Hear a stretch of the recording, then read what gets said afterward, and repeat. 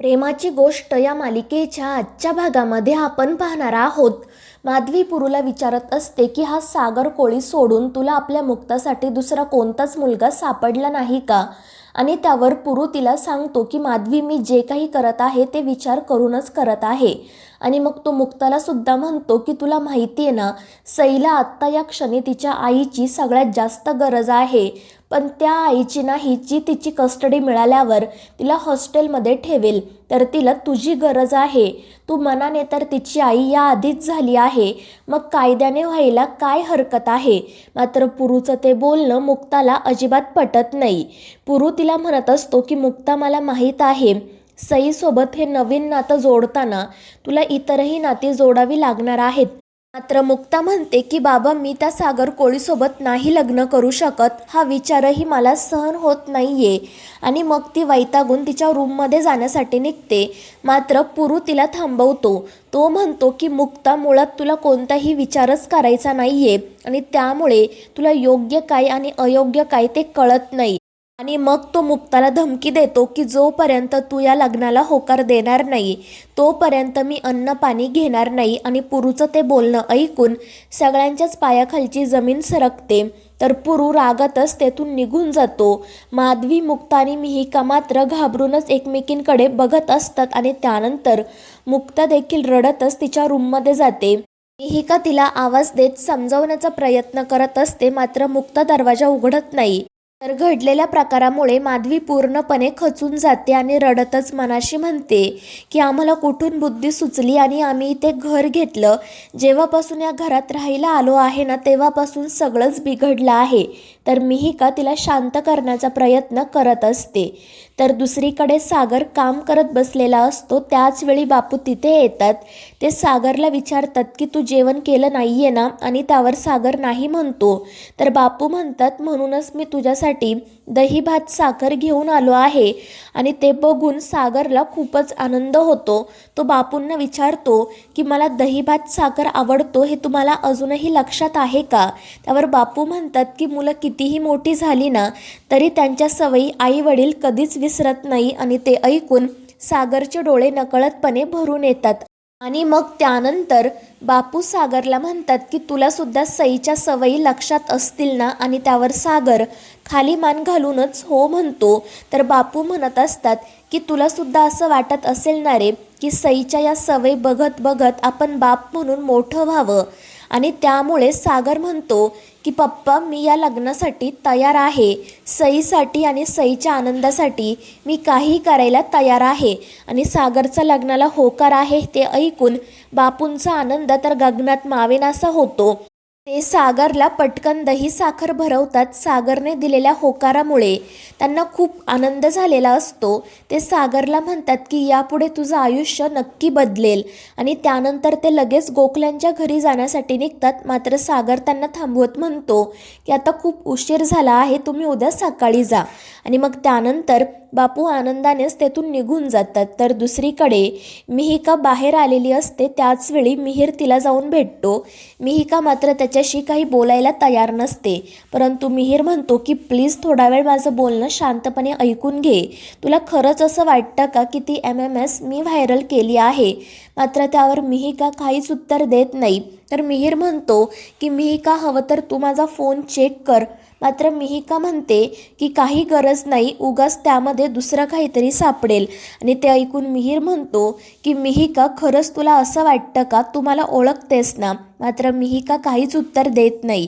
तर मिहीर म्हणतो, आपल्यामध्ये जे काही झालं आहे ते थोड्या वेळापुरतं तू विसरून जा आणि सईचा विचार कर.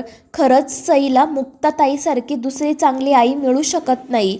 तू प्लीज मुक्ताताईला या लग्नासाठी कन्व्हिन्स कर. मात्र मिहिका चिडून म्हणते की हो, ताईला कन्व्हिन्स तर मी करणारच आहे, पण कशासाठी? तर हे लग्न करू नको यासाठी. आणि ते ऐकून मिहीरला वाईट वाटते.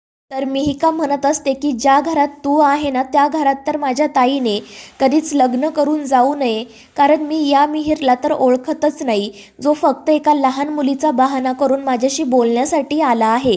त्यावर मिहीर तिला समजवण्याचा खूप प्रयत्न करतो. मात्र मिहिका काही ऐकूनच घेत नाही. ती मिहिरला सांगते की यापुढे ना आपल्यामध्ये प्रेमाचं नातं निर्माण होऊ शकतं ना मैत्रीचं, आणि त्यानंतर ती रागातच तेथून निघून जाते.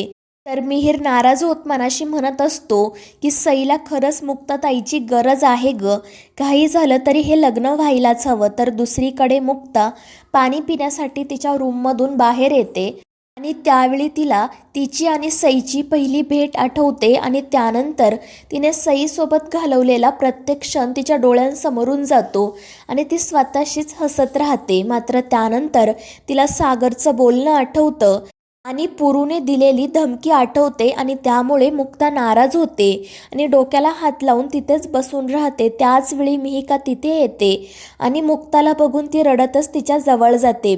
मिहिकाला असं रडताना बघून मुक्ताला काळजी वाटते. ती मिहिकाला काय झालं आहे ते विचारते. तर मिहिका रडतच म्हणते की ताई, हे सगळं काय चाललंय ग, काका असा का वागतोय. यावर मुक्ता म्हणते की जेव्हा मोठी माणसं लहान मुलांसारखं वागतात ना, तेव्हा लहानांनाच मोठं व्हावं लागतं. मात्र मिहिका म्हणते की ताई, तू हो मोठी, पण प्लीज थोडी स्वार्थीसुद्धा हो, कारण तू सतत दुसऱ्यांचाच विचार करत असते. आज काही तर सई एकटी आहे, उद्या काही तर काकांनी काही खाल्लं नाही.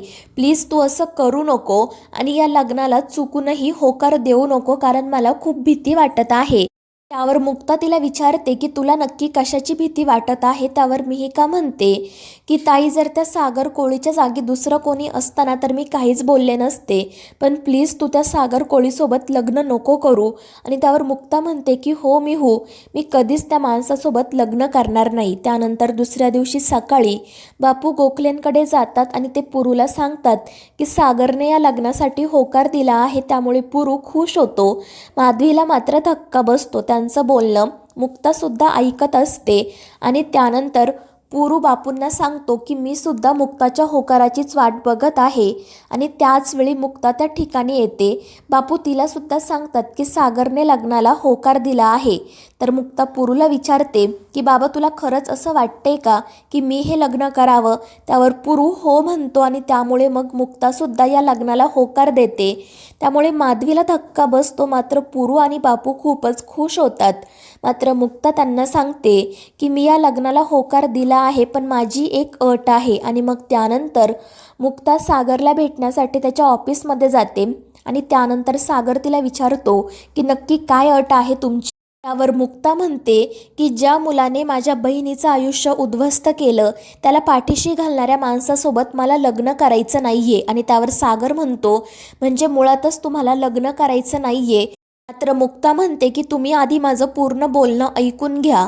सईसाठी मी हे लग्न करायला तयार आहे, मात्र त्याआधी मिहिरने स्वतःला पोलिसांच्या स्वाधीन करायला हवं. मात्र सागर म्हणतो की कदाचित तुम्हाला कधीच मिहिरच्या डोळ्यात प्रामाणिकपणा दिसला नसेल, मात्र मला तो दिसला. तो कधीच इतक्या खालच्या थराला जाऊन असं कृत्य करणार नाही. त्यामुळे काही झालं तरी मी त्याला जेलमध्ये जाऊ देणार नाही. मात्र नेमकं सागर आणि मुक्ताचं हे बोलणं मिहिर बाहेरून ऐकत असतो. मुक्ता हसतच म्हणत असते, म्हणजे तुम्ही तुमच्या मुलीला गमवायला तयार आहात, पण मित्राला नाही, बरोबर ना. त्यावर सागर म्हणतो की एक बाप म्हणून मी आधीच तुमच्या नजरेत नापास आहे, पण एक मित्र म्हणून ठरणार नाही. माझा मिहिरवर पूर्ण विश्वास आहे, त्याचमुळे मी कधीच त्याला जेलमध्ये जाऊ देणार नाही. तर मित्रांनो, या मालिकेच्या पुढील भागांमध्ये आपण पाहणार आहोत सागर आणि मुक्ता लग्नासाठी तयार होतात, मात्र ते दोघेही सतत एकमेकांना सांगत असतात की होकार फक्त सईसाठीच दिला आहे. तर मित्रांनो, या मालिकेच्या पुढील भागांच्या अपडेटसाठी आपल्या चॅनेलला सबस्क्राईब करा.